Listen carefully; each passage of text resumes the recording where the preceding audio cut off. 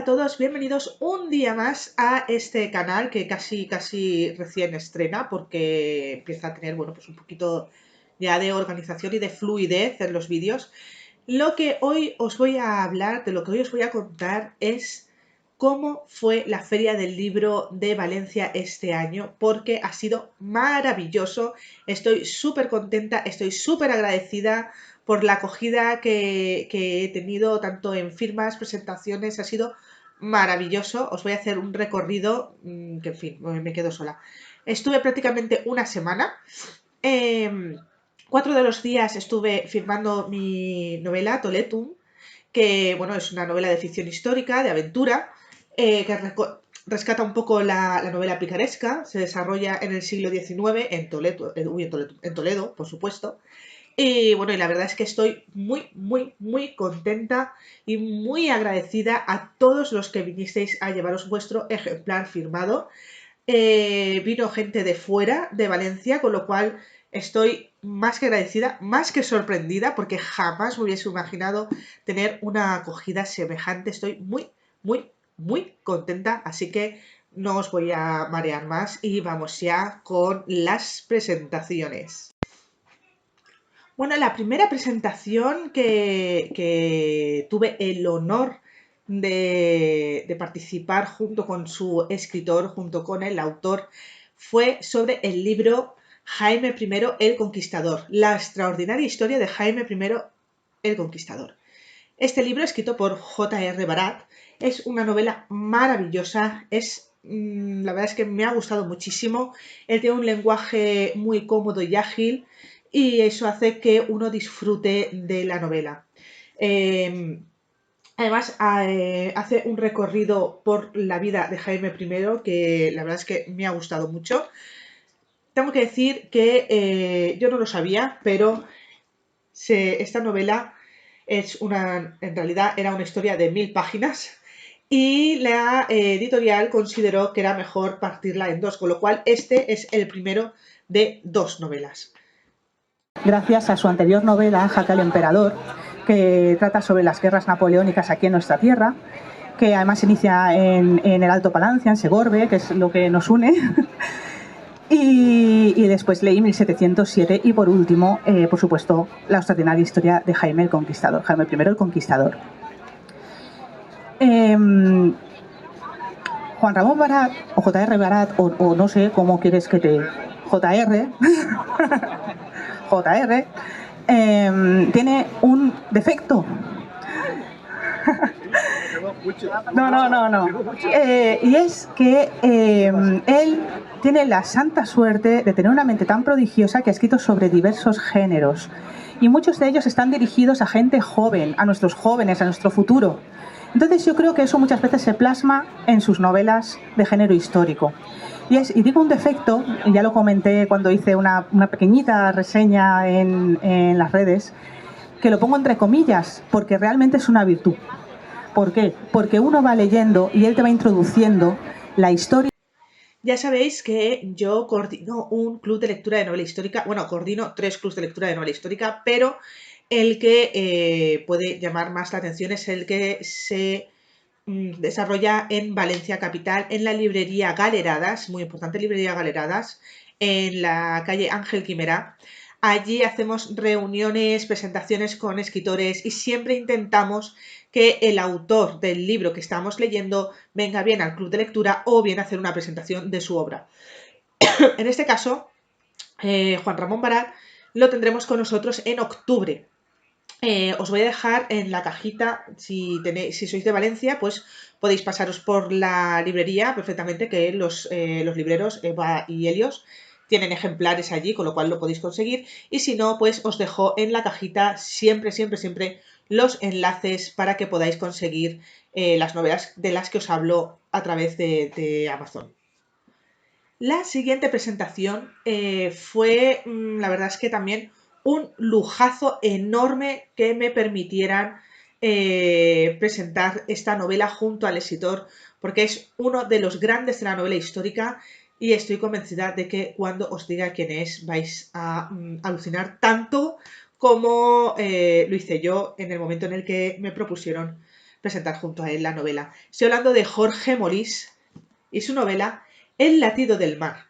El latido del mar es un novelón maravilloso que lo estamos leyendo en el club de lectura este mes, con lo cual, si sois de Valencia y os queréis unir, pues sabed que lo estamos leyendo. Nos vamos a reunir el próximo día 20, con lo cual pues hablaremos de la novela y también hablaremos de la novela de Luis Zueco, El tablero de la reina.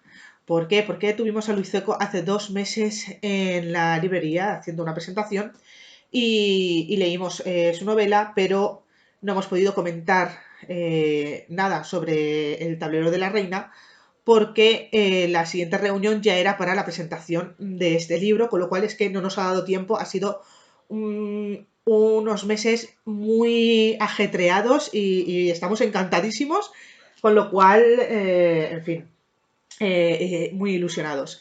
El latido del mar, para los que no lo conozcáis, pues habla de la historia de un gran personaje de la historia del siglo XIII, que es... uy, se me ha manchado esto. Que es Roger de Flor. Y bueno, os paso rápido unas diapositivas que Jorge Molís preparó para hacer su presentación, que hizo un recorrido maravilloso por la parte histórica que se refleja en la novela.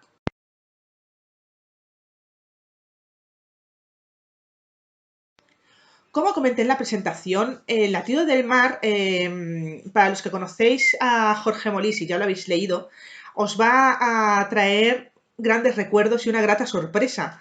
¿Por qué? Porque rescata personajes de otras 2 novelas, Canción de sangre y oro y La reina sola. Esta historia es una historia totalmente independiente, no os preocupéis que no es necesario leer las otras 2 novelas, ni muchísimo menos, porque es que no tienen realmente nada que ver. Lo que pasa es que esta novela, al hablar de un personaje histórico desde su niñez hasta, bueno, no voy a decir hasta cuándo, hace un recorrido o sea, su recorrido es también por la misma época en la que se desarrollan las otras 2 novelas. Entonces, claro, hay personajes históricos que aparecen también aquí porque los caminos se cruzaron. Entonces, la verdad es que fue una muy grata sorpresa para los seguidores de Jorge Molís, como yo, pues somos lectores acérrimos de su obra. Y la verdad es que fue una jornada también espectacular porque tanto en la presentación de Juan Ramón Barat, que fue en el espacio de la Caixa, en el Espacio de la Caixa, que es al aire libre, la gente pasaba y se quedaba a escuchar lo que Juan Ramón Barat tenía que comentar sobre Jaime I, sobre las órdenes militares, en fin. Muchísimo recorrido, muchísima historia, muchísimas anécdotas, muchísimas leyendas. Entonces la gente se quedaba.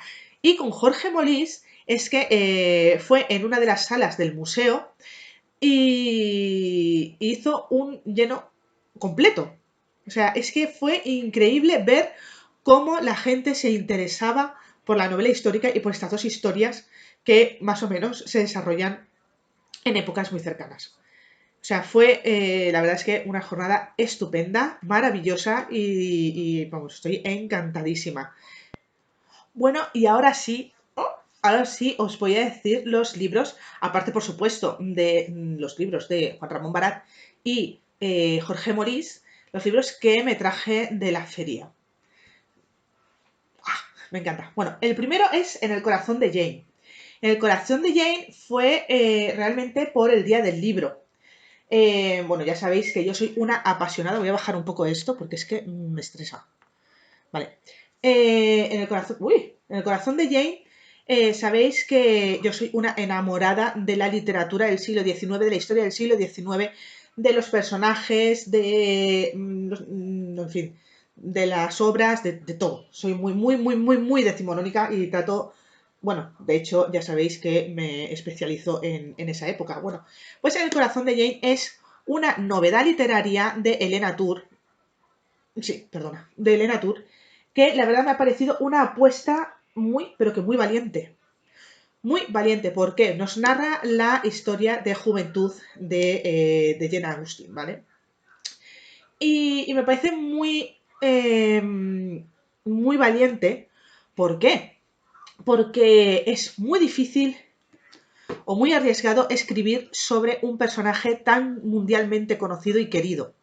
Porque enseguida cabe la posibilidad de que aparezcan expertos o pseudo expertos que se dediquen a destrozar la novela, con independencia de si está bien escrita, no está bien escrita, tenga un rigor histórico más o menos trabajado, en fin. Es difícil tirarse a la piscina con personajes de este calibre. Yo aún no lo he leído, pero es que le tengo unas ganas horrorosas. O sea, le estoy deseando que acaben los exámenes, porque claro, es que los exámenes vienen ya. O sea, dentro de 3 semanas empiezan los exámenes y ya lo terminamos hasta la segunda semana de junio, con lo cual es... Pero bueno, esta va a ser una de las lecturas que van a caer rápidamente en cuanto acaben los exámenes.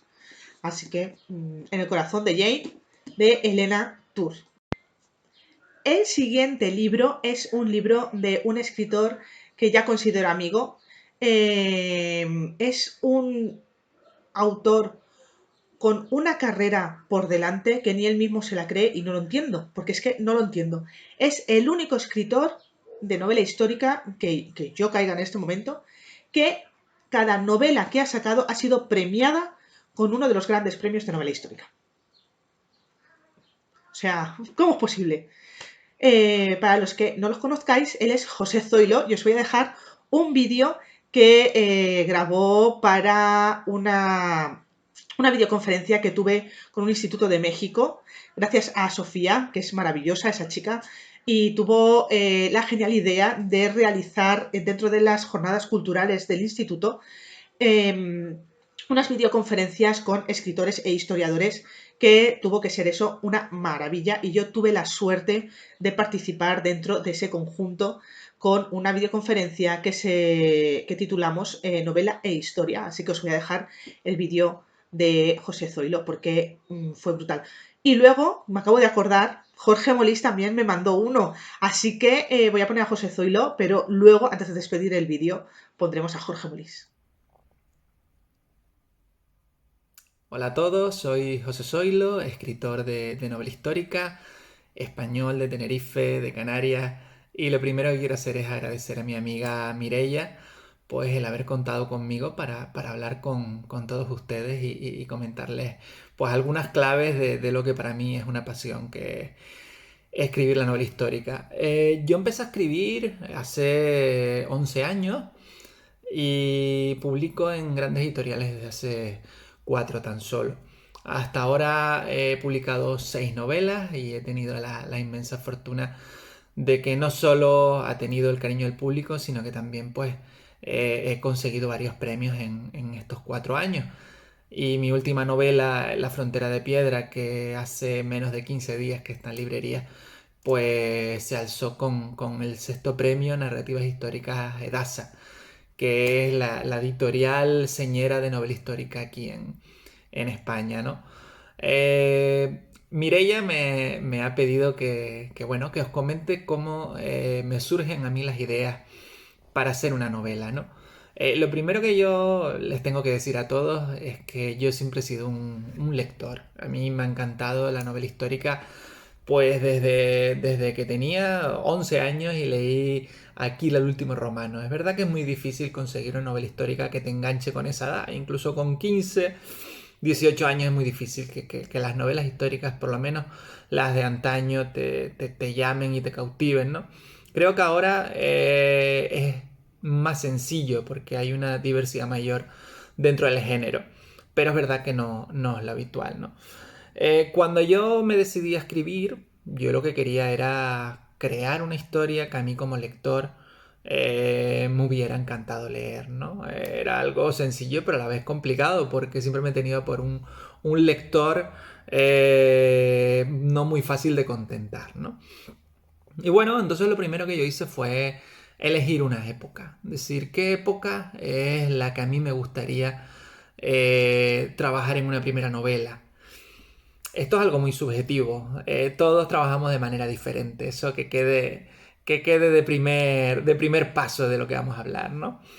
A mí me gustaba mucho todo lo que tenía que ver con el fin del Imperio Romano, pero sobre todo lo que tenía que ver con la leyenda y el mito del rey Arturo. Ese rey que no fue, pero que a todos, por lo menos a mí desde pequeño, me ha fascinado, ¿no? Y por tanto decidí investigar sobre qué había pasado en ese turbulento final del Imperio Romano, en ese siglo V, pero no en la Britania de Arturo, que es lo que se suele trabajar, sino qué había pasado en la Hispania romana, donde yo vivo, aunque vivo en Canarias, ¿no? Que es un lugar que me fascina. Y entonces me puse a investigar, me puse a documentarme sobre todo lo que podía encontrar de la época, que no era mucho, con la esperanza de encontrar ese chispazo que me dijera, aquí hay no solo una historia rigurosa e interesante, sino la posibilidad de narrar una ficción atractiva, ¿no? Sé que no lo hago como todos mis compañeros a veces lo hacen al revés, pero yo primero me documento siempre. Esto tiene un riesgo, y es que en ocasiones te documentas, inviertes muchos meses de tu tiempo en estudiar una época, y luego resulta que esta época no te da un feedback suficiente como para que tú crees una ficción detrás, ¿no? En esta primera ocasión no me pasó así. Estuve alrededor de un año documentándome con textos antiguos de la época, textos modernos, viajando y buscando esa información que me diera un clic, ¿no? Que me dijera, aquí hay una novela que narrar. Y me ha pasado algo que se me ha repetido con las otras 6 novelas publicadas que tengo, ¿no? Siempre hay un detalle en la historia que es el que te da pie a que la imaginación se desborde. Así nace la idea, ¿no? Por ejemplo, en esta primera novela, que haga una trilogía, yo creo que el click fue cuando descubrí un personaje, un secundario de la novela que me encanta, que de repente en las crónicas de la época aparecían 2 lugares diferentes, 20 años de diferencia también de tiempo, con un mismo nombre. Nadie sabe si este personaje era el mismo. Había 2 Sayas, será el nombre de un noble godo, y nadie sabía si ese Saya era el mismo en 458, pero en 468 o en 483. Pero para un novelista, para esa imaginación que tenemos todos los que escribimos, eso fue lo que me dijo que ahí detrás había una novela, y que lo que tenía que buscar era pues una trama de ficción que me fuera dando la posibilidad de rellenar todos los huecos que toda historia siempre trae. Sobre todo cuando hablamos de una época tan pretérita como la que me gusta a mí, como este siglo V o el siglo IV, donde hay generalmente pocos datos, ¿no? Y ahí es donde entra la idea y donde tenemos que trabajar con nuestra mente de creadores en narrar una ficción que nos engarce todo lo que queremos y que nos dé vida a través de unos personajes que llamen a quien los lee. Creo que trabajar con personajes empáticos es lo que da la clave a toda ficción, es lo que permite que quien está al otro lado del papel, quien está leyendo, realmente se involucre y sienta como quien escribió lo hizo en el momento en el que estaba frente al ordenador tecleando, ¿no? Y bueno, creo que me voy a quedar aquí porque tenía un máximo de 6 minutos, y lo que sí espero que os haya gustado, que hayáis aprendido aunque sea una pequeña píldora de cómo cada uno tiene un método diferente para trabajar. Y de nuevo, gracias a Mireia, y estoy seguro de que pasaréis un curso fantástico y será estupendo. Gracias. Bueno, pues ahí estaba José Zoilo. Y este es el último libro que ha sacado. La frontera de piedra. La frontera de piedra que, como veis, ha sido el premio Edasa de este año. Novela que saca, novela que sale premiada. ¿Cómo lo hace? No lo sabemos nadie. O sea, eso ya indica que tiene una calidad literaria y narrativa increíble, maravillosa, y que encima tiene un potencial importante a la hora de reclamar lecturas. O sea, es una apuesta segurísima.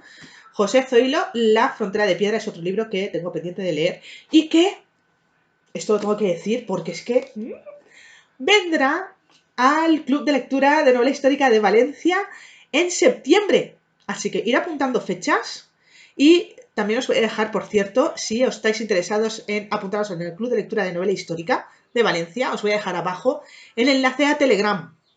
Tenemos ahí el grupo donde pues informo absolutamente de todo, ¿vale? Entonces, eso sí, los que os apuntéis, sabed que solamente se habla del Club de Lectura de Novela Histórica y no se habla de nada más. Así que este es un libro, este me lo compré yo. Me lo compré yo porque lo quería. Y bueno, en fin, ya os contaré, pero vamos, casi seguro que me va a gustar. No vamos a mentir ahora. Bueno, y el último libro es un salto abismal a lo que os he estado comentando ahora, pero bueno, también guarda cierta relación con esas obras decimonónicas. Y en fin, para los que me conocéis sabéis que a mí me gusta mucho, o sea, soy una gran fan de Alicia en el País de las Maravillas. Tengo una colección tremenda. De hecho, si tenéis interés en que os muestre esa colección de libros de Alicia en el País de las Maravillas, bueno, ponémelo en comentarios y os haré un vídeo solamente de las ediciones que tengo de esa novela, porque es que tengo 200.000. Bueno, pues no podía faltar un libro relacionado con Alicia en el País de las Maravillas, que es este. Feliz no cumpleaños. Bueno, este libro, desde que lo vi hace, pues no sé, un par de años, estoy obsesionada con tenerlo, pero pues no me lo compraba. Entonces, ¿qué ha pasado?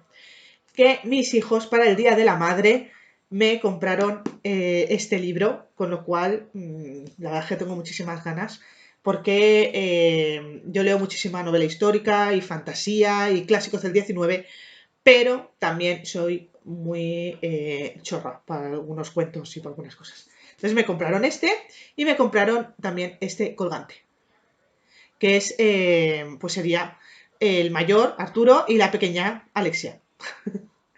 Así que, bueno, pues este es de una colección que la escritora esta, Liz Braswell, recoge, tiene una colección bastante completa, no sé si lo veis aquí, pues lo que hace es que coge los clásicos de Disney y los transforma, dándoles un giro inesperado, como se llama la colección. Entonces, en este caso, Alicia tiene ya 18 años, creo, sí. Y bueno, pues dice que vive en Ketford, en la época victoriana, por supuesto. Y bueno, pues es fotógrafa. No sé cómo llega ahí, pero bueno, ya lo leeré. Es fotógrafa y cuando revela las fotos se da cuenta que en las imágenes aparecen esos personajes con los que ella soñó hace mucho tiempo atrás. Y en una de esas imágenes aparece algo un poquito perturbador. Y es la viva imagen, ella misma, pero con otro color de pelo, con otro color de ojos y algo totalmente diferente. Y además parece que está sufriendo y está pidiendo ayuda. Y ahí me he quedado. Porque es lo que pone en la sinopsis, o sea, no sé nada más. Así que nada, lo mismo. Cuando lo lea, pues ya os diré. Y ahora sí, para despedirme, os voy a dejar con el vídeo de Jorge Molís, que lo prometido es deuda. Muchísimas gracias por verme un día más. Chao.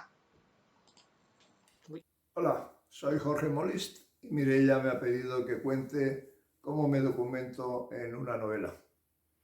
Como sé que muchos sois mexicanos, pues os voy a hablar de mi novela más mexicana, que escribí ya hará 20 años. Esta novela se titula Presagio. Fijaros en el águila, fijaros en las velas de la portada. Y en su edición de bolsillo, fijaros que también hay una vela, fijaros que hay unos ojos y unos rascacielos, que se supone que son de Los Ángeles. Os voy a contar de qué va la novela, leyéndoos la parte de atrás. Dice: Agustín, un misionero español a la antigua usanza, y Anselmo, el último gran hechicero de Baja California, llevan más de 20 años enfrentados por el liderazgo moral de un pueblecito mexicano. En Los Ángeles, Muriel, una ambiciosa y seductora ejecutiva de una multinacional de publicidad, descubre los poderes de Lucía, la nieta de Anselmo. La capacidad sobrenatural de la joven mexicana para ver lo que hacen los demás se convierte en el instrumento principal de la audaz publicitaria en su obsesión por la lucha del poder. En sueños, un águila anuncia a Anselmo el uso prohibido que su nieta hace del don que le transmitió. El viejo presiente lo peor, el presagio se cumple y la arrogancia del norte choca contra la espiritualidad del sur. Brujería, sexo, religión, dinero, amor y muerte forman un relato trepidante con un final impredecible. Bueno, fue relativamente fácil la documentación de la novela porque está basada en unos hechos que me ocurrieron en su momento cuando vivía en California. El ambiente de las multinacionales pues, es donde yo trabajaba, por lo tanto conozco bien esa parte de la novela. Y por otra parte, el tema principal de la novela es lo que la señora que practicaba eso llamaba velación. Velación es lo que algunos llaman viaje espiritual o también bilocación, o sea, el poder de estar en dos lados, en dos lugares a la vez. Entonces, esta señora era una nativa del norte de México, de Baja California, y practicaba un tipo de hechicería, por lo visto, que ella llamaba esto, velación, y consistía en descalzarse, sentarse frente a la llama de una vela y a partir de ahí se bilocaba y aparecía y sabía las cosas que ocurrían en otros lugares.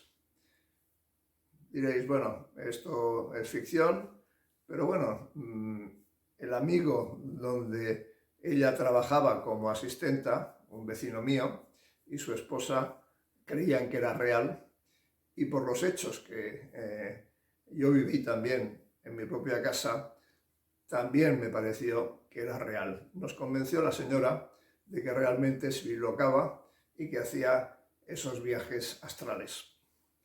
Bien, el tema me inquietó durante unos años y finalmente regresé primero a California a hablar con mi amigo y luego decidí ir a Baja California para investigar más sobre ese aspecto.